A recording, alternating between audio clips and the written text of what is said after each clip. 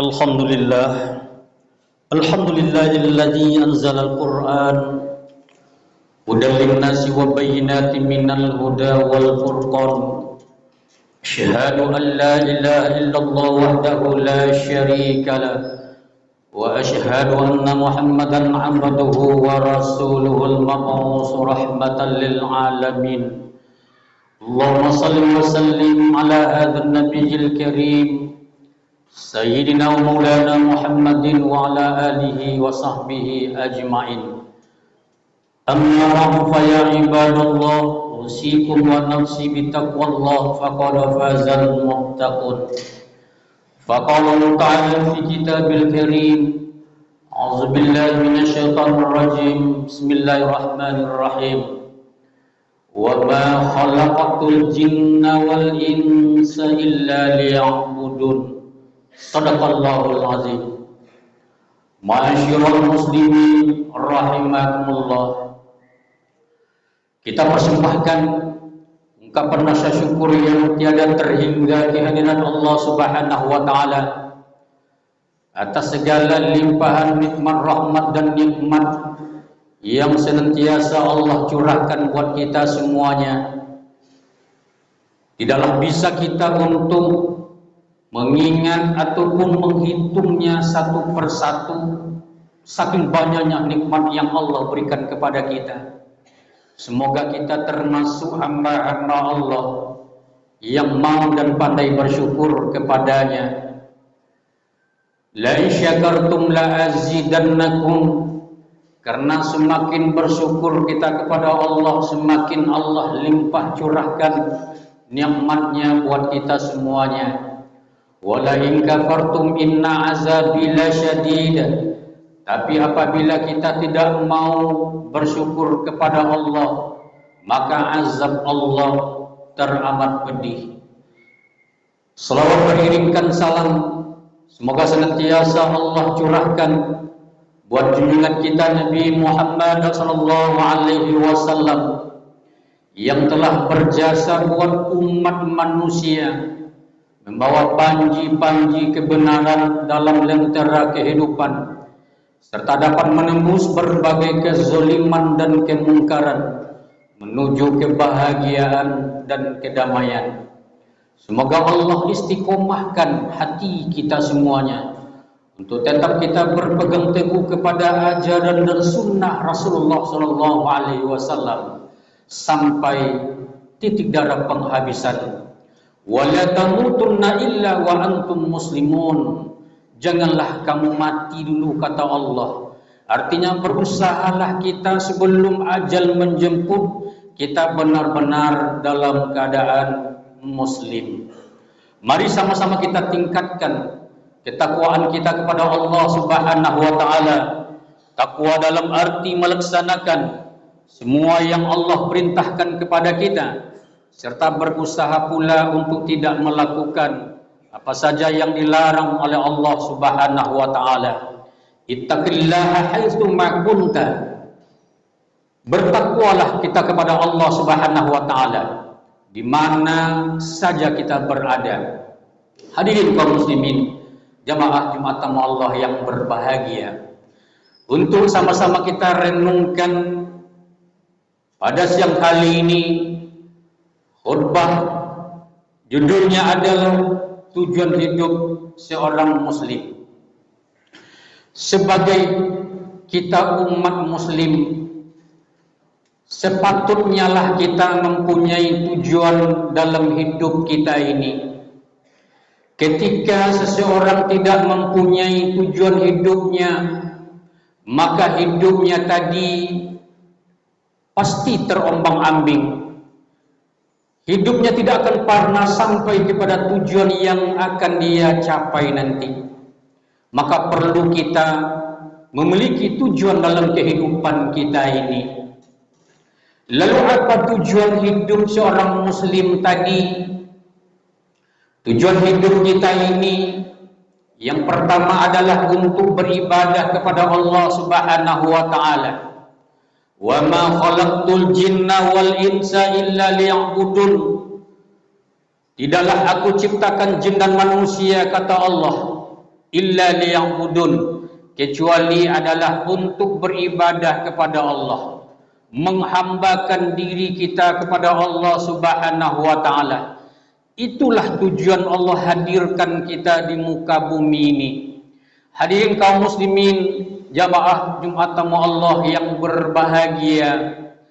Lalu tujuan hidup kita berikutnya adalah untuk mencapai ridho dari Allah Subhanahu wa taala.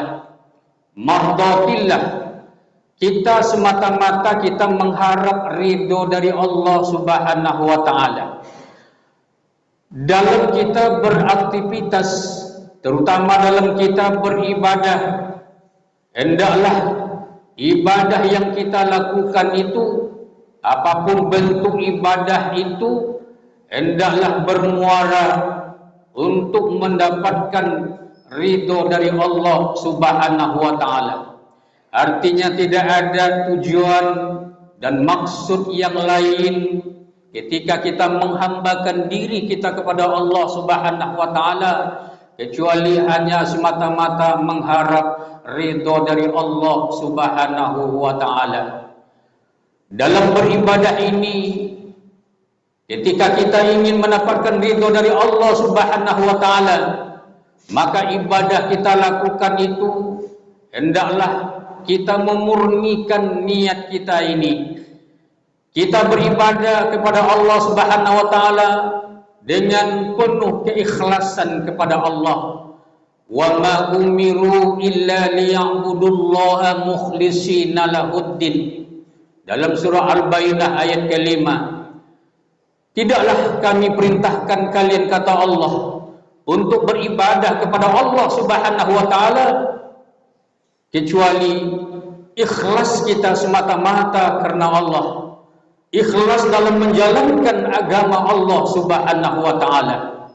Hadirin kaum muslimin, jamaah Jumat tamu Allah yang berbahagia. Ibadah yang banyak kita lakukan belum cukup lagi. Ibadah yang kita lakukan masih kita termasuk orang-orang yang merugi.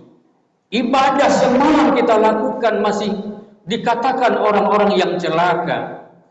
Sebuah ungkapan yang pernah dikatakan oleh seorang ulama, dia mengatakan, kulluhum halki illal alimun.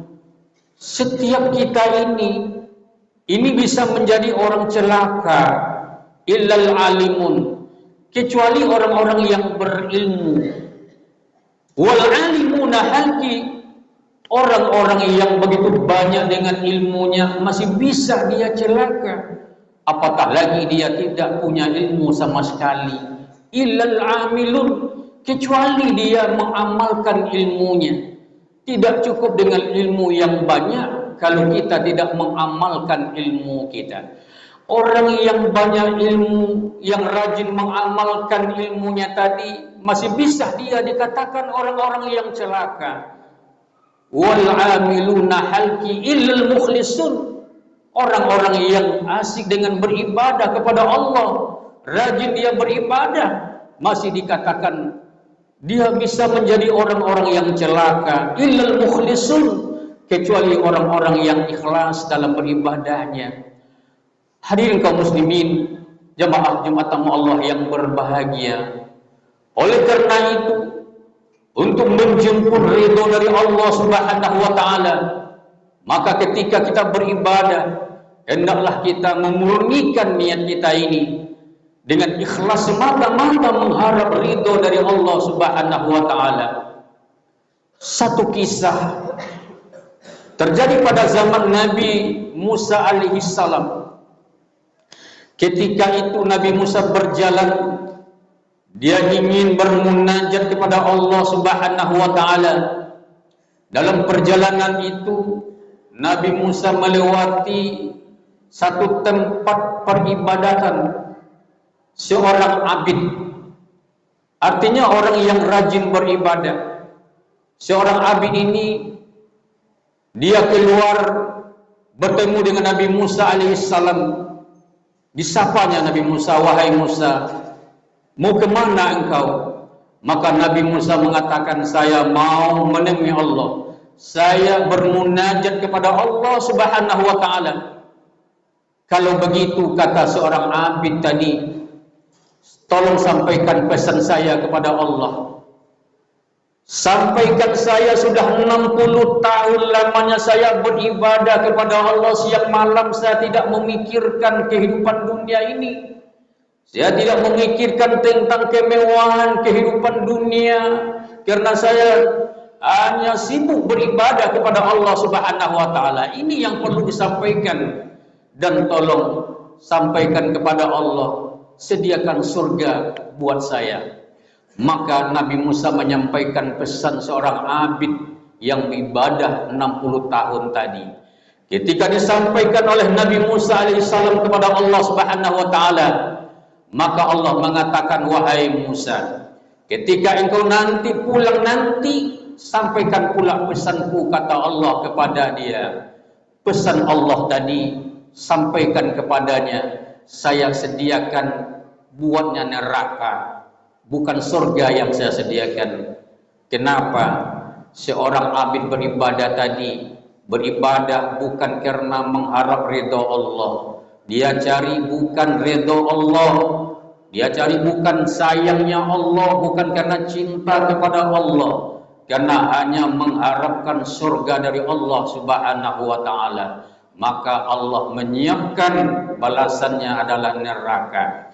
Hadirin kaum muslimin, maka Rabi'atul Adawiyah dia pernah berucap, ya Allah, sekiranya saya ini beribadah ya Allah karena hanya mengharapkan surgamu ya Allah, maka lemparkanlah aku ke dalam nerakamu ya Allah. Sangat luar biasa apa yang diungkapkan oleh Rabi'atul Adawiyah kepada Allah Subhanahu wa taala. Artinya tidak sedikit pun tersirat di dalam hatinya, dia beribadah siang malam kepada Allah untuk mendapatkan surga Allah, karena takut dengan azab api neraka.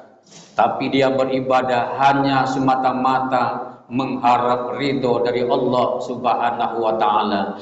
Kalau Allah sudah ridho dengan kita, kita pasti ridho dengan Allah. Radhiyallahu anhum wa radu an. Hadirin kaum muslimin, jamaah Jumat Allah yang berbahagia. Oleh karena itu, hendaklah kita sadari bahwa tujuan hidup kita ini bukanlah untuk bersenang-senang di dunia ini, bukanlah untuk menggapai kemewahan kehidupan dunia ini, tapi tujuan hidup kita di dunia ini hanya semata-mata beribadah kepada Allah Subhanahu wa taala. Oleh karena itu, mari kita siapkan bekal terbaik buat kita masing-masing untuk kita bawa menghadap kepada Allah, untuk menuju kampung yang abadi nanti, kampung akhirat. Fa'tabiru ya ulil absar la'allakum tuflihun.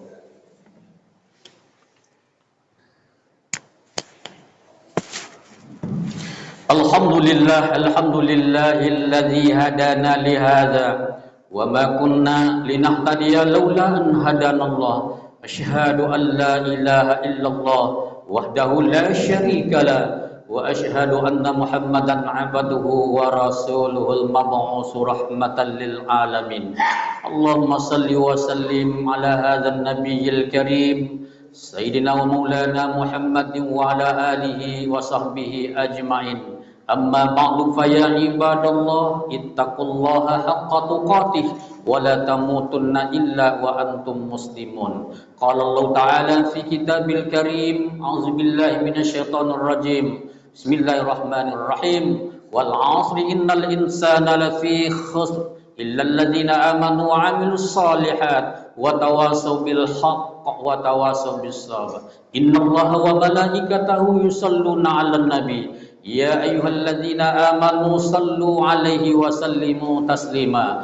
Allahumma salli ala sayyidina Muhammad wa ala ali sayyidina Muhammad kama sallaita ala Ibrahim wa ala ali Ibrahim wa barik ala sayyidina Muhammad wa ala ali sayyidina Muhammad kama barakta ala Ibrahim wa ala ali Ibrahim fil alamin innaka Hamidum Majid.